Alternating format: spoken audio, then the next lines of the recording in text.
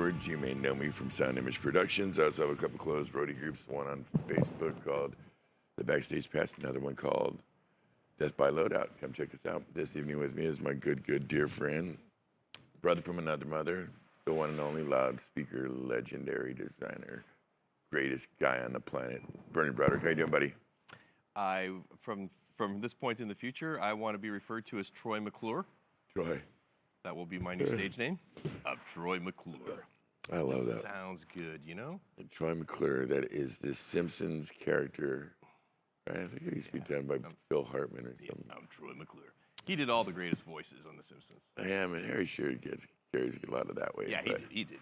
Yeah, it's super weird. Phil Hartman is not with us anymore. No, it's sad. I'll speak in the third person. Troy McClure is great today. Good. Really glad.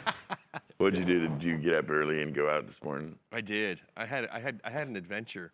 Adventures happen when you get a new phone and you put your first maps in to go to somewhere, and avoid tolls is checked in the Bay Area. So it takes you on wonderful excursions. I got all the way to fucking Tracy before I realized what was going on with my phone, and it was taking me around, like it literally looked like the profile of a boob, like all the way back to Tracy. I ended up stopping, figuring out what was going on, turning around, and now I'm in rush hour traffic going back to the 680. So it was just a shit show. Hey, you remember shit show? I do. So it was one of those kind of mornings, but all's well that ends well. We got there and out to Oxbow, setting up for the Oxbow Summer Stage. Yeah. Lots of fun with Ivan and Winston. Had a great time with those guys. They're solid dudes. Yeah. And yeah, getting the TCM stuff back up on the rig and everything go well. Yeah, I mean Winston's funny because he just kind of does it now. You know what I mean? Like he doesn't think about it anymore. It's like plugging in NL8 cables for him now. It's not even a big thought process anymore. Okay. And that's wonderful. You know, I was talking to him today. I said, I made this stuff for guys like you. You know, like guys who are not super IT savvy. And he goes, yeah. He says, I just go through the motions now. I don't even think about it anymore. So it was all good. And then did a barn burner to make it back here. At least 10 minutes, tons of time to get in and get suited up and get ready for the show. So I was happy I wasn't gonna have to make that phone call and say, hey buddy, I'm kind of stuck out here, and I didn't have to do that. So it was good. Well, I'm really glad that you made it and that all went well, and that Anya is in the field. Yep. Getting ready for a big festival. Yeah. Be a lot of fun. With Otto, with the subs this time. Yeah. It's they belong together. Mm-hmm. Anya with her bass brother Otto, and I bet it sounds really good. Interesting fact about Otto, by the way. What? So it just goes to show you that no matter how advanced we get in design and conceptual ideas and things like that, the other shoe can always drop. So back when I was with EAW, when the Otto sub was in design, Jeff McKinnon, who is the primary designer for Anya, he's the guy that did all the nuts and bolts and metrics for it and stuff, was also working on Otto. It wasn't called Otto yet, but so we hear all these exciting things about this crazy new sub that Jeff McKinnon's working on, and then all of a sudden we don't hear anything. And one day I go, what's going on with the sub, by the way? He goes, oh, yeah, we had to start over. I'm like, what? He said, yeah, I tried to do 4 drivers, and we couldn't get it through the doorway. So he built on his principle of what he was trying to accomplish, and then realized that the sub was just going to be way too big to get through a doorway. They did have anyway, a sample of the 4-driver sub that he had built, and it was pretty impressive. But also what they got for the Otto sub itself, the one that we use and see today, is also super impressive too. So that's good. Job well done, and I think it complements the rig well. Good. Yeah. Yeah, good. Helps with some mitigation concerns that they have in the area. Yeah, it's one of those things where you need to have enough of them to really show the effectiveness of what they can do. Yeah. You know, and it's a tough line because they obviously are not cheap to buy. They weren't cheap to make, and it's like you almost wish you could sell them for $100 a piece, so every company would buy like 32 of them or 64 of them, because then they'd have enough to really show, you know, in a really large way what they're capable of. But even with a single sub, just one by itself, you can get cardioid. Like you could just tell it it's cardioid basically. That's what you do with auto. You tell it what it is. You're a cardioid. You're a hypercardioid. You're a shotgun. You know, you're whatever I tell you you are, and that's what makes it really powerful, because it really is all the calculations that have been done over the decades with very clever people doing, you know, all kinds of different crazy subarrays and things like that, all packed into the software that basically just does all the heavy lifting. And you just tell it where you want the sound to go, and it just does all those calculations, and it points the sound in that direction, or, you know.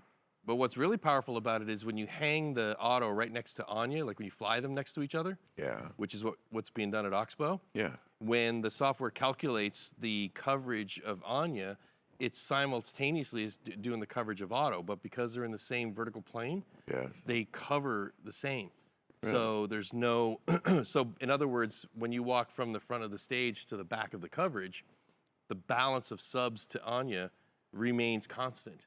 It doesn't change. Like usually you get a build up in the front and then it starts to drop off or whatever. It's like the subs just keep following you back just the same way they do with Anya. So that's a really clever trick. You know, when you hear that, not a well-known one, but I had done it for the very first time at a training we did one time in Vegas, where I had hung like 6 or 8 auto right next to a string of Anya. And we had about 60 people there from all over the world. Yeah. And they were just unanimously blown away. They couldn't believe the consistency of the sub front to back. So, wonderful technology, and One of a kind. and still going strong. Yeah. Yeah, it's one of a kind. It's singular. It's by It is itself. singular. Yeah. Yeah, there's nothing really out there like it. And yeah, we're lucky to have it. Thanks, bud. Thanks for going out and making it all pretty with Winston. So, you know, got a lot of comments from the show last week. So with Francois Paré, and you know, admittedly, that I was telling guys today, I was saying that was one of the most fun shows I think I've done, He's great. because, you know, what I say is that there's usually 3 of us, and most times you get a synergy between 2 people. Sometimes sometimes you don't get any synergy at all, right? But if you're going okay, you get synergy between a couple of people, and I think we had a really good 3-way synergy going on with that show. It was nice. Yeah, and he was a wonderful conversationalist. He had a great attitude, and it was just really, really fun to speak to him. You throw this at me. No, I think it came from the peanut gallery. What's up? Hey. All right. Hey, so I'm a little bit out of it today, guys. I have not been sleeping well and working ridiculous hours. So thanks for having me. You want this chair? No, go ahead. Maybe it's time we just swapped out the lead role, and Hey, man. you know, and I'll be your puppet master. Oh, you know, I got a hernia operation coming up here very soon. Oh, you do? Yeah, and Winston offered Do his tell. services. He said, well, I was gone, that maybe you and him could take over the show, getting, you know, and you could carry that. And I said, well, I would think about it. That was a really nice gesture. So maybe we'll have to consider that. Can we put Winston in the big chair, though? I have no idea how that would all work out. I think Winston in the big chair would be awesome. I think he'd do just fine. I think I'll you just guys be would be the- very entertaining. World's biggest antagonist sitting over here. All right, read the rest of your card. All right, I got a so great what else we guest I got? wanna We want get to say hi to and get well to Howie Lindemann. Oh, yeah, poor good old Howie Lindemann. You know, he's an extremely incredible mix engineer in our business. Very accomplished, you know, 6 Grammys, countless gold and platinum albums. Yeah. And just a sweetheart of a guy. And he needed a quadruple bypass. So he's about 10 days into that, and there's a lot of stuff going on with it. And we have a lot of friends, Brad Divin, Scott Perlman, that have both had those procedures. Tim O'Connor, a lot of folks we know. Arthur Culbertson from the Psychos in Love and FUX, the bass player for those bands. Yeah, it's a tough thing, and it's been of a certain age. So we wish Howie a good, that everything goes well, and that he recovers quickly, and he's back with us soon because he's still an incredible ear and a talented guy, and we love him very much. Yeah, I mean, a lot of us have really ridden ourselves pretty hard in this industry. When I was coming up through the industry, I mean, the ads were saying that cigarettes were good for the digestion, and and shit like that. Are you saying they're not good for digestion? Are you saying that you're just learning this now? Yeah, so I mean, there's a lot of hard living on the road and no sleep and everything. So our bodies are pretty beat up from shit that we've. And then we don't eat well, and there's just a whole bunch we don't sleep. Yeah, we indulge in beverages and Twinkies and Red Bull and all kinds of nutritious items. That's right. That's right. I just do the Twinkies for the preservatives. That's all. That's what keeps me looking young.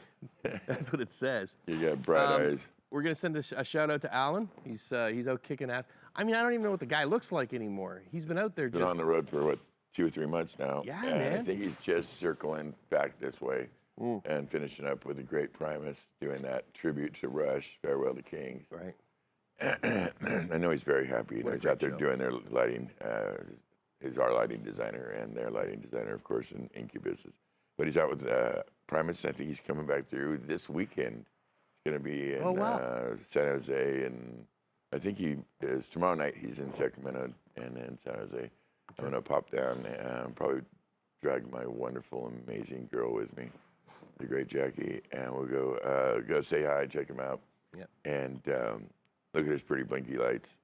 Pretty blinky lights. Yeah, he's out front doing his thing, and it's a big show. And man, it was a. I remember it was a to. super big deal for him. Yeah, I mean, really he was happy. out there as their lighting tech. Yeah. The tour previous, and was completely happy to go out and reestablish that role. And then they just dropped the bomb on him. It's like, no, you're actually going to be the guy this time. And he's like, wow, Yeah. I think he ran the lighting a few times while he was out in that last part of the tour. Yeah, he had some. They got an practice on idea. Hey, there's somebody we can count on. So Yeah. he's been very happy, and we're looking forward to that. And looking forward to seeing him. And also, I spoke with the great Kyle Thomas. Has done many rounds sitting in that chair, and I could hear in the background. Brian Wilson sound checking. Oh, good. So we talked for a few minutes, and then he's got a date with Usher to do a bunch of stuff. So. Oh wow. So how much longer is he going to be out for? I think 3 or 4 more weeks, but I didn't have to get the exact date. I could find out, but I'll know better next week. I'll be able to answer that next week. But he's gone for a minute. Yeah, I miss the guy. Yeah, he's sweet. He's a good boy. Yeah, I'm more than happy to steal his thunder, but You're doing great. Thank you. It's nice having him around. He's a good kid. We get into those great philosophical sound conversations, which I love. That's right. Yeah. So all's good. I see some. Are these some of the bands at Oxbow? Brandy Carlisle. Oh yeah, Nora Jones. and Nora all Jones. That. That would be really nice to see. Nora Jones would be I fantastic. think Widespread Panic's doing a few days there. Wasn't Widespread Panic the band that had to cancel this pandemic cancel on last year or something? Possibly. I don't know. I know was we've done them, a lot right? of work Yeah. for him off and on through the years. I think they had 3 I could be wrong, but either doing make. Oh yeah, Robert Plant, Allison Krauss. That'll be fun. Oh wow. Yeah. So Really there's great. some good talent. Great team. So anybody who wants to check this stuff out, it's an amazing venue. Should be a lot of fun. Outdoor venue in Napa. It's called the Oxbow River Stage, and go on their website and check and see what acts they've got coming through. They got some really cool stuff. They do. Oh yeah, and quick shout out to the Signal Noise people. Good old Chris Leonard and I believe Michael Lawrence were all down at NAMM last week and hung out with George and had a lot of fun. And Yeah, I it got looked to like meet he was- Chris Leonard for the first time down Yeah, there. you hung out with him, did your thing to him, He right? sought me out. Yeah, it was Yeah, great. I of had a course real you good did. time sitting with him, and He's a good boy. I've known Michael Lawrence for a number of years. Michael is one of those technicians that makes you breathe a sigh of relief for the future of audio. He's got it. He gets it, and he's very technically oriented and very smart. But he still understands the heritage of what it is that we do, and a super impressive young man. I mean, he knows old school. He knows new school. He's going to go far. He's going to be one of those guys that you're going to see on the on the on the platform next to whoever, mixing the biggest dudes out there. He's just that smart. So. Yeah. Well, guys want to hear from his point of view, check out Signal and Noise Podcast. Anywhere you find podcasts, they have over 100 episodes of some of the coolest guys in the game. It's a very interesting and good show. Check it out. It's a lot of fun. Thank you for being here tonight, Brent. Hey, man. I couldn't be happier. It's always good to be here. Appreciate it very much. All right, we're going to get to our guest. We had the great Ken Hall was going to come on this week. He's works at Universal Studios, and he got busy with an account and had to take a pass. And we'll reach back out to him when he's get a little more time in his schedule. We got very lucky and reached out internally to somebody that's fascinated me. Had just watched go through a big festival show organized it, production management, staff coordination, really just the whole 9 yards. I mean, this person not only runs our office and takes care of all of us here at Sound Image Productions in Hayward, but holds down the whole festival scene in the larger part of Northern California in a very unique way. And spare time. And yeah, like literally, like it's kind of crazy. I think probably works as many or more hours than I do, and that's probably not healthy, but pretty impressive. And we're very lucky to have her this evening. It is our good dear friend Susy Dugan. How are you, my dear? I'm doing great. Thank you so much for coming in at the last minute with us. It was really, really helpful. We very much appreciate it. I wanted to ask you. And by the way, we absolutely couldn't do it without you around here. You're so helpful and such an incredibly intricate part to our system. So thank you for all that. I'm going to thank you from all the guys from the crew and the Bernies and the Michael and the Zachy, everybody here for. I think they would agree with that. So thank you. Yeah. Here at the office, I think in a general, I think, everybody's kind of got titles and things they do. How would you describe what you do here at Sound Image? Well, feel free to be expansive. The title office manager seems to be like a catch-all for all the little details that come through in paperwork and logistics and anything from hotels to flights and rental cars to billing, accounts receivable, accounts payable, and truck scheduling. Yeah. Vince and I are going head to head all the time, or actually combining our brains. Yeah, I don't think we box too trucks. much or anything, but sometimes some of the logistics can be really challenging. I think this week we probably had 10 different logistic challenges at least. Things change very quickly. You got to think on your toes to be resourceful, and with the rising cost of trucking prices, you got to be really creative about how you make it happen. Yeah, I think that is what we're dealing with right now. That's the newest challenge. Is you had some challenges with trucking cost and trying to find the best way to get the most out of our trucking with a certain amount of shows. Again, I think we did at least 10 things combined, or will have by the time we get out of this weekend. And it's been a lot of challenges. So couldn't do it without you. So that's a pretty huge list of. That's only part of it too. Yeah. Do you have more you'd like? Do you do other things? Yeah. Well, there's so many details that I get CC'd on everything. My eyes are on the schedule. They're on the proposals. It's like I kind of am the backup plan for everything that's going through. I keep an eye on the account managers and just make sure that they're so swamped and they have so much work to do. I get to work under these amazing people, which is something I absolutely love about this job, is that I work under extremely talented people and I get to learn from them and support them in any way that I can. That's a big part, just kind of checking in and making sure that they've got everything they need. It's amazing the chain reaction that happens, when one thing gets altered that nobody knows about, a load-in time or, a truck pickup time. It can just throw a wrench into hours, if not an entire day or two, and set productions behind. So having someone that really is keeping an eye on the ball like that is, I would imagine, is incredibly important because I've never done it. Priceless. It's priceless. I had a show today that the load-in time for tomorrow changed 3 times from what it was to a whole new time hours later back to what it was. and just all throughout the span of the day. So there's moving, and it's just sometimes it can be a moving target, and it's a lot to keep our eyes on all of it. And because, like she mentioned, we have counter managers and people that sell the shows, and people that build the shows, people that do the shows, and then there's the people that oversee all of it. And that's where she comes in, and myself and my brother and a few other folks. So yeah, it's a lot. It's a lot of stuff to kind of coordinate.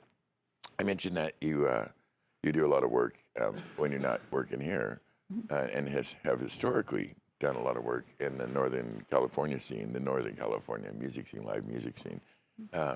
People that may not be as familiar with how prolific our scene is up here, and how big a state California is, and how vast and various can be. Can you describe the Northern California music scene and the part you play in it? Sure. It's really the North Bay, mostly. And, I started off as a performer and found that there was a huge need for audio. And I had been doing audio live concerts on the East Coast. And so as soon as I got here in 2012, it's been nonstop. Just the demand was so high. I think it's because a lot of people are moving out of the city and into the country, that Sonoma County is really getting bigger and bigger, and the traffic is crazy. But with that, myself and my friends and fellow creatives have kind of ridden that wave with the growth. So I kind of plugged myself in at the right time and have just continued to work with audio companies up there. Sure. And but the work that I do now in my free time is my freelance work. I have a handful of clients that I absolutely adore, and so even though I'm working 14-hour days to make it happen, I still got to fit those in because they're really special. No, I can testify. It's Bern puts in some crazy hours too when he gets going. And I can testify that I've seen you in here, midnight, making things happen, doing phone calls, coordinating. It's a lot of work. You mentioned you had a particular fondness for festival patching or festival patch tech. Talk to me about that. Do you enjoy pinning the stage? I feel like a soldier up there, very mission oriented. I felt like the high energy of the festival world, I fit well. Yeah, because really. I have a lot of high energy. I work well under pressure, and I'm very organized, which comes in well with patching. But in the festival world, or the size of the festivals that we're doing, I'm not quite at the front of house position yet, which I hope to be eventually. Being able to really front of house at a festival is you're changing out consoles, it's tricky, and same with monitor tech at a festival. You're switching out consoles, you're dealing with input lists that are changing the last minute, and failing equipment sometimes, Sure. And for patch, it's a really crucial role, but I find that I can just do the job and not be stressed out about it and do a good job. And because I understand how to do monitors, I can support the monitor engineer too. Yeah. But I'm also a good communicator. I'm not afraid to walk right up to somebody and ask the questions to get the information. Yeah. So, I have a special place in my heart for festival patch for sure. Right on. Yeah. No, you mentioned that. I know you do definitely have some mixing chops and mixing background. I found that for mix engineers, they tend to be one or the other. I mean, Francois just last week really had both a foot in each world. I think he landed accidentally more in the monitor world and has been more called to the big time for that, I guess, just through his reputation. But do you have a fondness more for front of house or for monitors? Or one or the other at all? I tend to prefer one mix for a few thousand people than 6 mixes for 6 people. It feels better to be able to focus on one thing. And the stage is also very busy. There's a lot that goes on up there that I find front of house to be a little bit more relaxing, in my opinion. Oh, it absolutely is. They're 2 very different jobs. Yeah, very different jobs. I mean, similar equipment and stuff, but the mission is different. So you would fancy yourself more out front. Yes. Oh, right on. But I will do monitors for the right gig. I will. And patch. Yeah. Yeah. At the same time. Yeah. What do you think the importance is? I know, you mentioned that in the clique that you're in, I know you just did a big thing this weekend. Tell us about that festival and what it entailed. Sure. So that is the Railroad Square Music Festival. Yes, ma'am. And we started it, my friend Josh Windmiller and we started it in 2015. Cool. There was an existing festival, the Handcar Regatta in downtown Santa Rosa. It's actually in the historic district of Santa Rosa. It's easier to shut down. It's like kind of on the side of town. And they stopped doing the Handcar Regatta, but there was kind of this empty hole there that needed to be filled. And so Josh Windmiller came up to me because I was, working in music venues and helping him organize his shows. Said, man, I really think we should jump on this, like 3 months before he wanted to do it. And so he and I buckled down, and it's a free music festival. We operate off of sponsorships and beer and wine for the most part. And we had like 4 or 5 stages the first year. And the cops were estimating like 6,000 people showed up that first year. And there was just, people wanted it. And ever since then, we've just had successful year after successful year. We were voted Best Music Festival in Sonoma, or in the North Bay 6 years in a row by the Bohemian newspaper. So obviously that was down with the pandemic as well. Did it bounce back nicely? It was really wonderful. Yeah. It was, I think it was harder mentally because it's not in your system. When you're used to doing something a lot, like the anxiety is lower, you feel more confident. So it was a little more time consuming and a little bit more mentally difficult, but it really came together very beautifully. We were on time all day, which I love, because I'm the production manager. Everybody was very happy, and it was a nice, cool, overcast, windy day. So it was like nature's AC. Right. Like the gods were shining on us that day because it was like sweaty is no fun. oh, it was so nice. Yeah, no, it sounds like it went really well, and you had great attendance. Everything turned out the way you had anticipated. No big flare-ups, nothing weird. All the gear worked out. Okay. Come on, you have to have one moment. All the gear worked out. Sometimes you got to take things into your own hands when things get tough. And I found myself in said situation, and Who did you knock out? Come on, tell me. well, nobody. Knock someone out. I try not to resort to violence, like I'll take a walk around the block, like some deep breathing. But Saves lives. the guys here at Sound Image really had my back and made my life so much easier because I'm coming into work like, oh, this person did this, and man, I don't know where I'm gonna get my back line, and then Vince is like, chill, girl, we got your back. You see that? You see that bass rig right there? Yeah, okay, just fine. You're fine. You got buddies. So just knowing that I've got like a really solid crew and a really great people made it awesome. And I was actually able to staff the audio company and the festival staff, so the crew just we're the fucking best. They You had a slayed. really great crew. And then it went like that, right, Vince? That was my little sister, first time she's called in a long time. Ooh. Yeah, so I'll reach out to her a little while.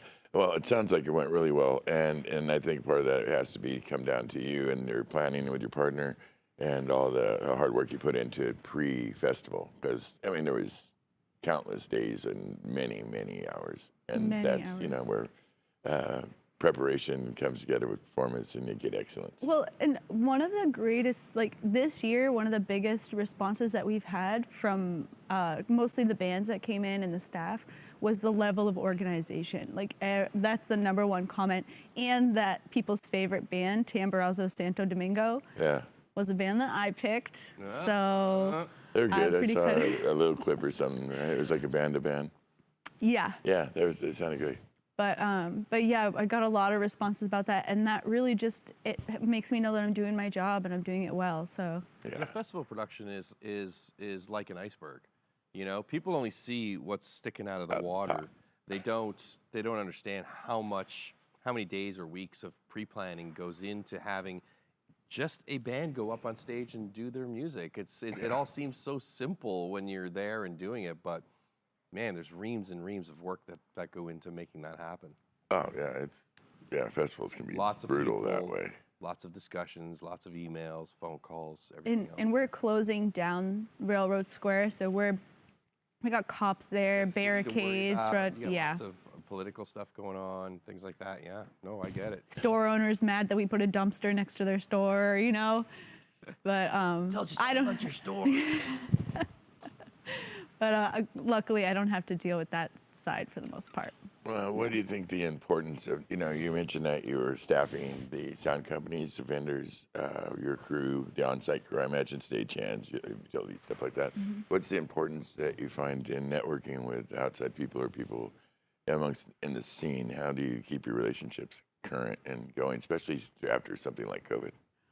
It's been honestly it's been tough. I used to be out at shows 3 or 4 nights a week, and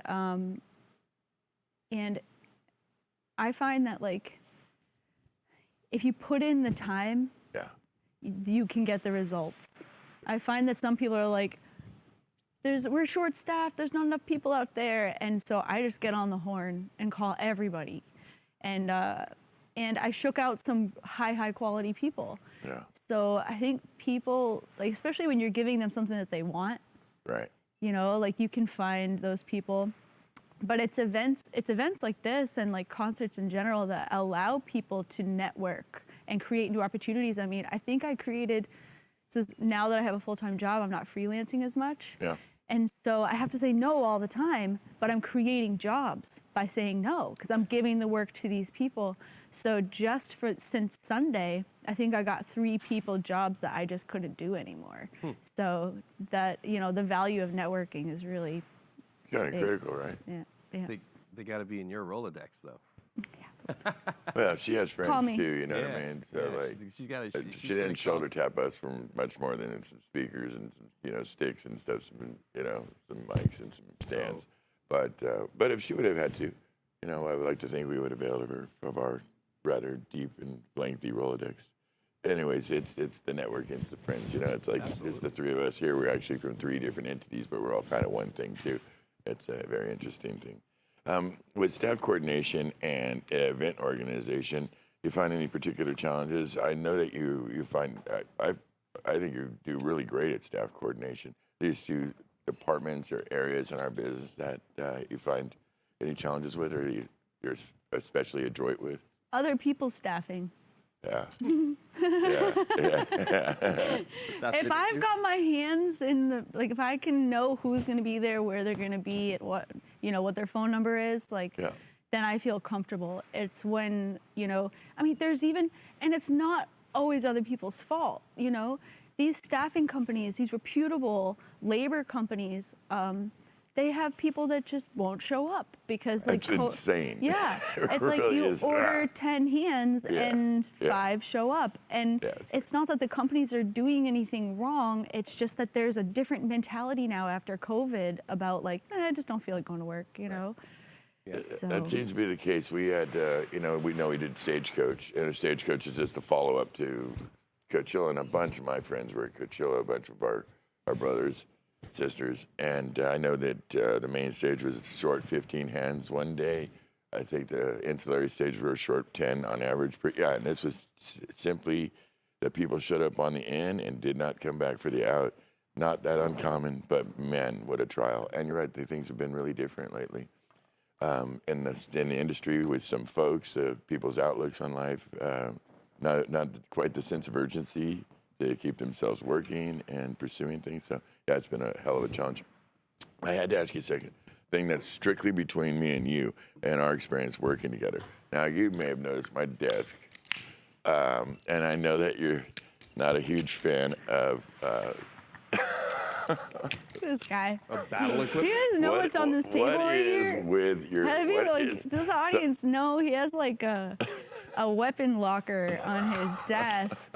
I mean, it's an impressive collection. There's some very nice knives. We do need a top-down camera for this. Yeah, I kind of didn't really get the feeling of what's going on here. But, okay, so tell me I'm not wrong about this, though. Or tell me I am wrong. Okay, so this is the one that I just roll around with in my pocket. This is, seriously, to me, this is a hammer. It's a screwdriver. I employ this thing 10 times a day. I don't know any. This to me is as critical, I swear to Christ, as my Sharpie. I mean, these two things just don't go anywhere without me, or I'm not sure I'm a roadie. Like literally, I go to weddings with this thing. I'm not kidding. You think I'm kidding? I'm absolutely not kidding. And so, but I know that sometimes we'll be in production meetings, and I've been on this kick lately where my wife, my gal, is really mindful, helping me be more mindful of that because I just eat crap. You know, I'm a overgrown child basically, and I'm trying to do better because I'm 55 years old and I'm creaky and cranky and tired, and so I'm trying to eat apples and things. You see me go through it, and every so often I will forget in a meeting, and I'll whip out a knife, and because I'm kind of expressive, and I'll just do shit for flair. And I think you saw me murder some ice the other day, and I looked over and you was in my big cup. I was hamming it up. I was hamming it up. So bad. Like, what the hell's he doing tonight? Why are you killing that ice? I looked at her and I went, "Oh yeah, the knives thing. Sorry, man. I'm a little aggressive. It's like a big block. I had to do that." So what happened with you and knives? Did somebody? What's going on with the knives thing? Is it just so what he's referring to is that in a meeting, right? There was a handful of meetings where like Vince is like using the knife to cut apples and stuff, but then he's also using it as like a laser pointer. Oh. And like I don't realize that could be the case. That makes more sense. And here I'm sitting, and I'm sitting right here, and he's like, not like close to my face or anything, but I just come from, an environment where you do have to be careful, and if you do that here, I can walk in almost any direction, right? But if I'm in a room with the door closed and there's a person with a large knife sitting a foot and a half away from me, my natural I want to jump up out of my chair and go to the other side of the room. Yeah. And so it's like, can you cut your apples like before the meeting? But you really know this guy. Imagine the new guy that's sitting in the room. That was kind of the face. I mean, and he whips out a knife and using it as a laser pointer, and he's encouraging you to do shit the way he wants it. I don't even know. This laser pointer stuff sounds specious. I don't remember doing the laser pointer thing, but it does sound a little bit like me. This is Joey. He's the company. Let's everybody welcome the new Joey. Joey's a good boy. Joey's a good boy. He's a good boy. You guys be nice. You, Joey? I need you to be good to Joey. You listen to me, you listen. Good boy, Joey. I don't know what the hell. I have tried. You saw when I came into the last production meeting, I was hunting for bear. I had stuff everywhere. I had these big schedules on the walls and trucks and the people, humans, and files all over. But I also had a bowl of pre-cut up oranges and apples in an effort to be more sensitive to the situation. And you shared. Of course, you can't roll into a room full of lovely people to do work together and just, have a wonderful bowl of yummy fruits and not share with people. So I did my best. But all right, so I just wanted to toy with you a little bit. These are things I've collected along the way. There's a lot of history in these things. And some of the butterfly knives are certainly, and this is kind of like for a knife, this is kind of like the shotgun of knips, you know what I mean? She doesn't care, man. Yeah. What? Ask another question. She doesn't want to. She didn't say all that for a tour. So there's a lot of history here. And my brother and myself have been able to get paid many times because we've employed certain tactics at certain decades, like the 80s or early 90s, because the game was a little different, and we just did it a little different. There was some great, wonderful people like we have now, and some really swarthy, yucky people that you kind of had to chase around to get paid and have things taken care of. It's an important job. I think so. It's one that I like maybe more than I should. Collecting. DNA analysis on all of these. We need to get some luminol going on these things. Don't do that, no. I have to ask you, I have a question that I ask once in a while. It's what's your favorite part of your job? But I think in that is another question, or what's your least favorite part of the job? Some aspects of our job are very, very hard. We get there first, we come last, we get out last. There's a lot of challenges in between. So feel free to answer the either or your question on that one, favorite or least favorite. So I think, there's a lot of things that I really like about the concert industry and production in general. One of my favorite things is kind of like, I kind of feel like a sailor on a boat. You know, like the long hours and like everyone's like grimy and you got this crew, Yeah, pirates. you know, and you're like pulling feeder and like, you know, smoking and like swearing and the kind of surly people I get to hang out with. Yeah. Like that whole feeling, I love that. It makes me feel like I'm at home. Oh, that's great. One of my least favorite things, I think it's like some of the conflicts of working with people. You got like different types of personalities. Yeah. I hate drama. That's my pet peeve on any show. I remember reading that in your centerfold. That Yeah, said yeah, that. drama, He man, liked I long can't- I walks on the can't beach deal. and no drama. People who take something, you know, you got an issue or something like that, and they just blow it out into some big ass thing, and it's like, dude, give me 5 minutes, you know, like we're all just doing our job here. Shit goes wrong. There's issues, whatever.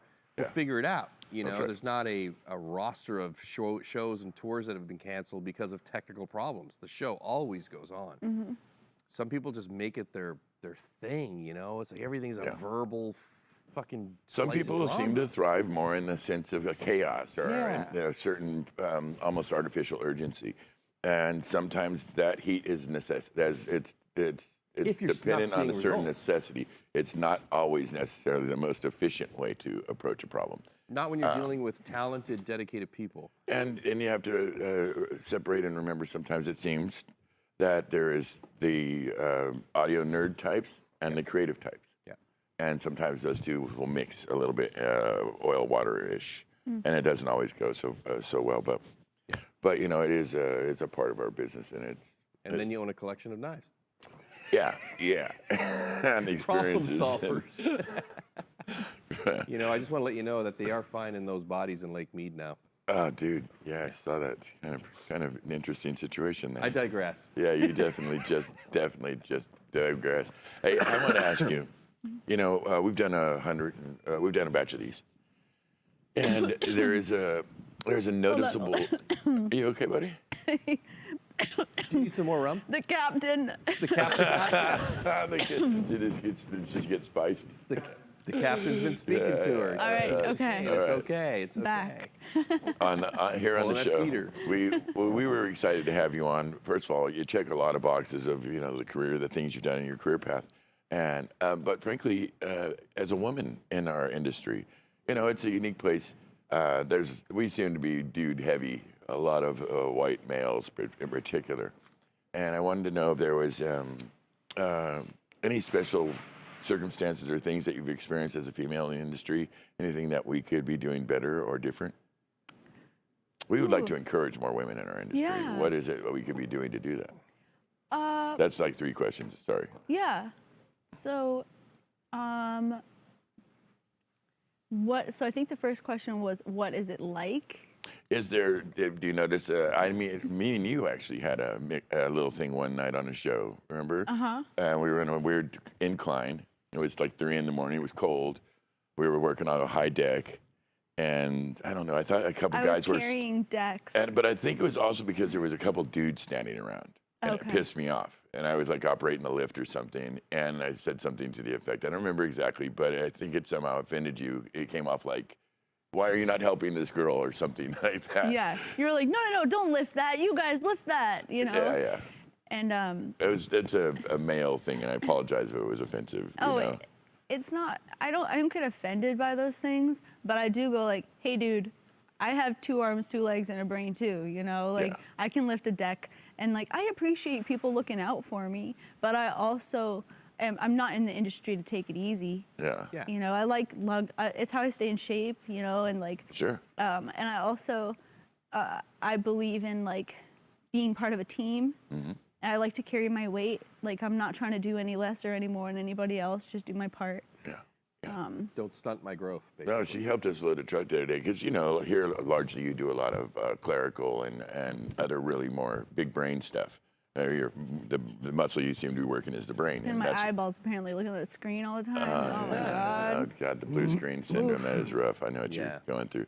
Yeah, but you came out, and I think just oddly, we were packing a big truck, and some heavy gear. It was 6, Yeah, and and everyone was still here. yeah, oh, that's what it was. We were kind of at the end of the day, but we still had quite a bit to do. And the next thing I looked over, and you were slamming in stuff like it was nothing. So it's probably an unearned bias, but something that we accidentally do. At least a few of us here, where we kind of might overly be a little protective. But Well, I've got a little bit of a better inside track on her because we talk automotive. yeah, yeah. And- She and- actually fixes stuff in her car. Yeah, It's kind of a she trip. totally knows her way around. That's right. And I'm not just being nice about that. I mean, No, we no, could- it's we true. could stand there I'm seeing and it. talk. Yeah. What was the last thing we were talking about? Sports cars. Remember? Yeah. You were wanting to looking at sports cars, and we were talking about the pluses and the minuses of different ones and things like that. And how many times you fixed your pickup truck and shit like that. It's just someone who's just self-motivated, self-propelled. And that's no different than the way I came up. It's like, no, I can do it. I'm fine. Give me the tools. I'll figure it out. And that's how we learn. And it should be no different for her and No, for it's- us, and it's or not. for us to think it's somehow different. But do you deal with a lot of boy bias where we somehow from the gate have some assumption or something?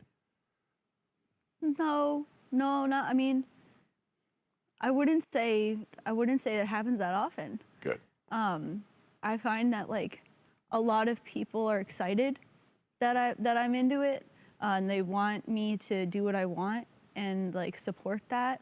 Sometimes I get some grief from other females actually, who are like, "Why are you lifting all those heavy things? You don't have to be one of the boys." And I'm like, shut up. Doing my job. Yeah. Yeah. But it doesn't come up very often where like I feel like I'm being discriminated against or anything. Good.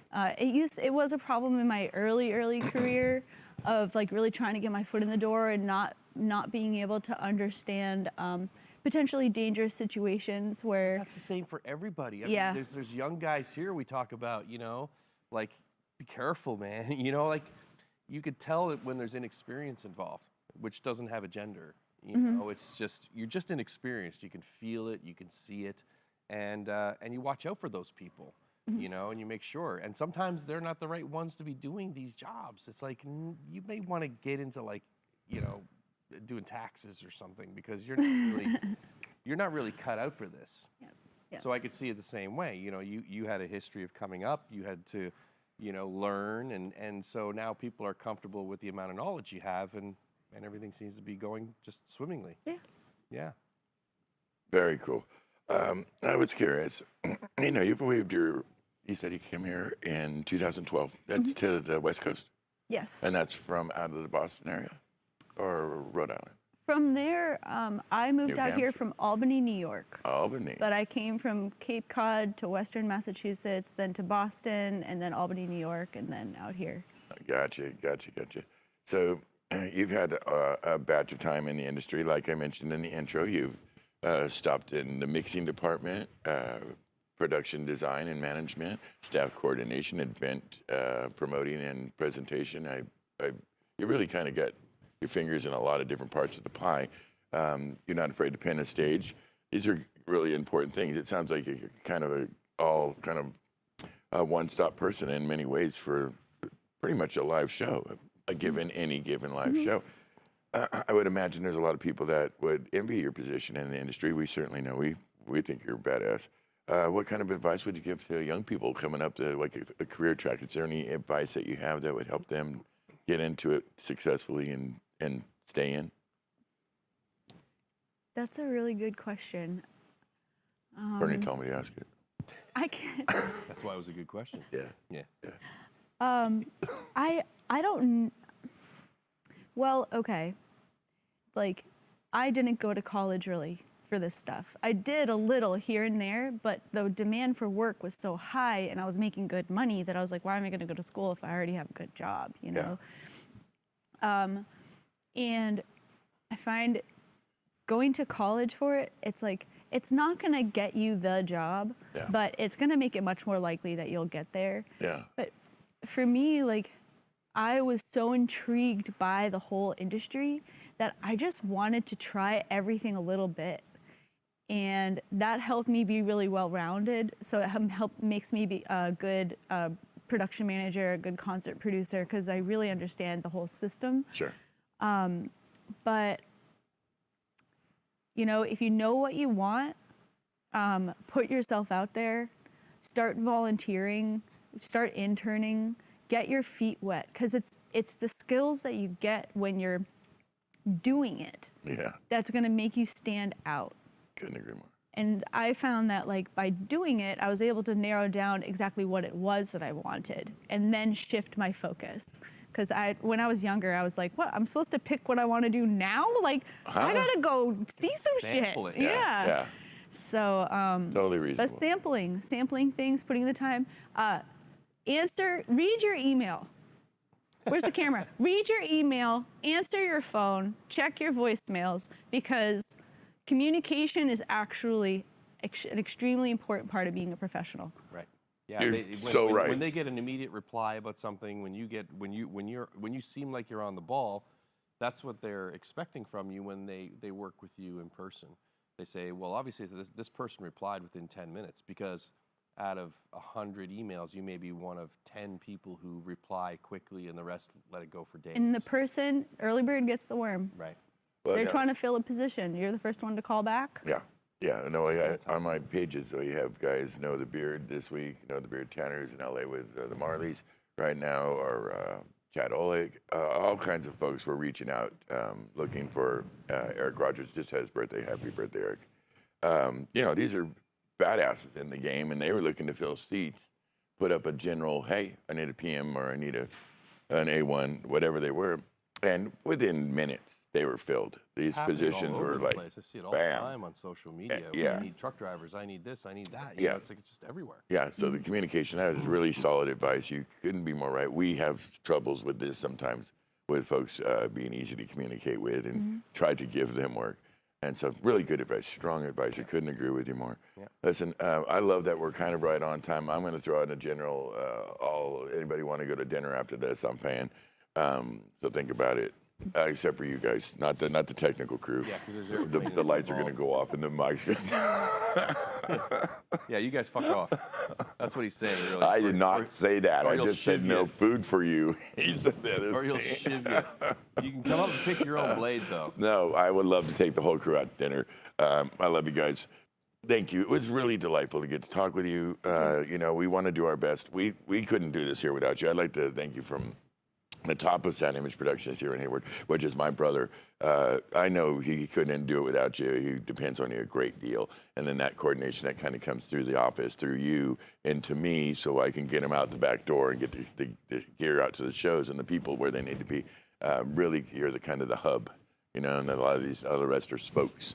And so we really, really can't thank you enough for your hard work and your dedication, the many, many hours you spend in your long efforts. It's really appreciated. Thank you for coming on and saving the day today. Hey. It was lovely to get to speak with you and share your experiences with our audience.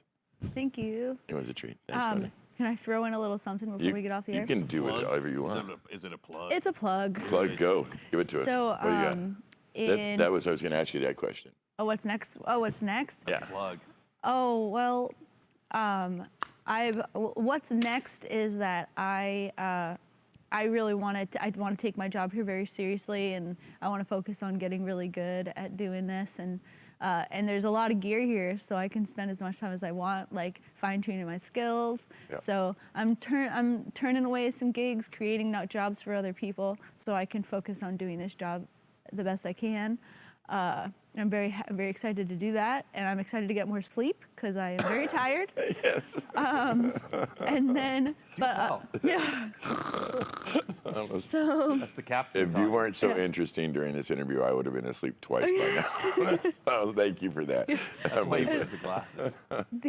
during 2021, when the festival was not happening, we were invited by Prairie Sun Recording Studios Sure. to put together a live album. Oh. And so if you go to our website, www.railroadsquaremusicfestival.com, scroll down, there's a link to the album. It's a free download, but it's like all these artists were stuck in their houses. They couldn't play, they couldn't do anything, you know? Yeah. And like all this emotion.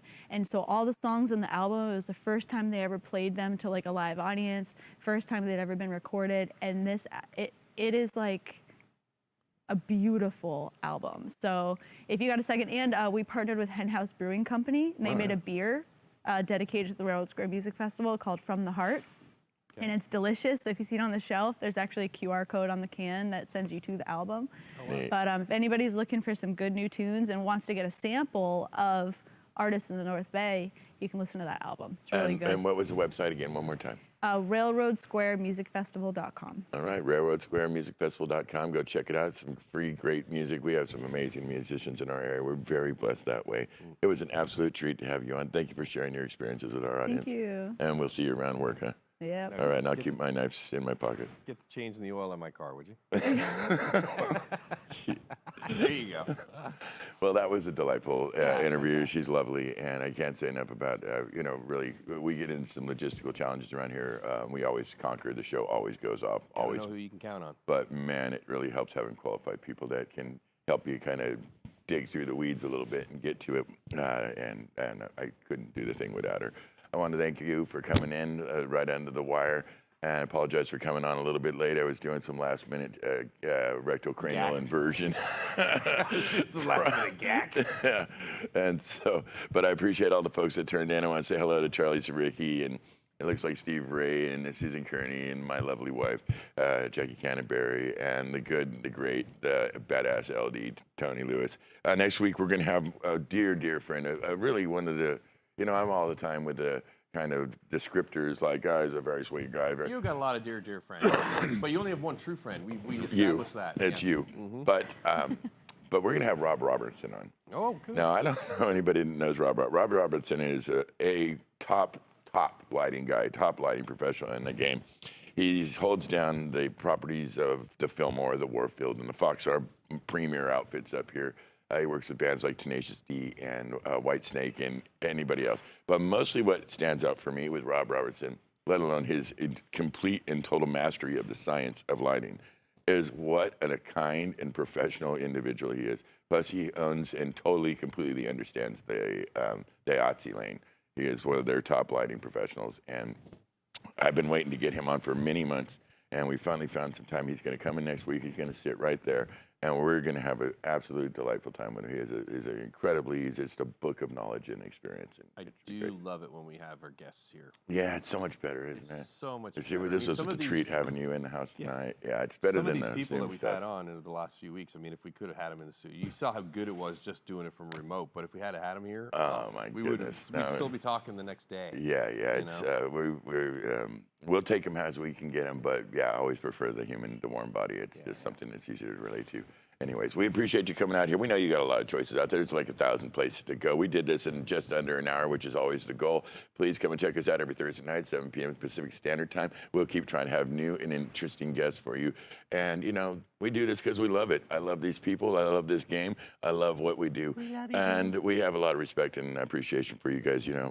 Come check us out. We'll be back here next week. Until then, behave, be good, be well. You know what to do. Good night. Peace out.